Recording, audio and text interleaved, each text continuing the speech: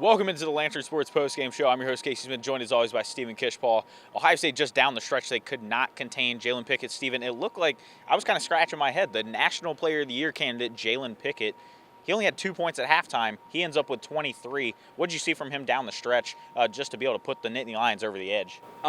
In this game, Ohio State probably looked its best since that victory over Iowa last month. But like you said, Jalen Pickett, he was untouchable in the second half. He was driving down the lane. He was making mid-range jump shots.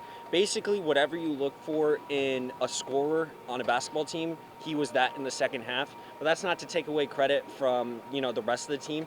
The Nittany Lions shot 53% from three-point range for the game. That's unbelievable. And, despite it just being a 4-point loss, you could tell that Ohio State, they were just kind of running out of gas towards the end of the game.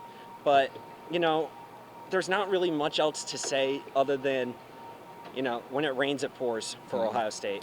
Right. I mean, you're talking about that three-point percentage. That's thanks in large part to guys like Seth Lundy and Cameron Winter for the Nittany Lions.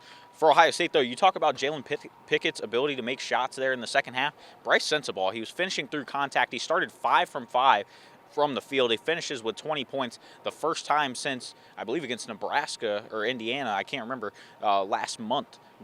He eclipsed the 20-point mark. Bruce Thornton, he looked very solid offensively as well. The second game in a row, Ohio State started with 4 freshmen in that starting lineup. Just being able to space the floor, be able to create shots, knock down shots, something that Ohio State can really build on, something that Chris Holtman's been sort of emphasizing, that down the stretch they really want to sort of build some momentum into next season and just win possessions.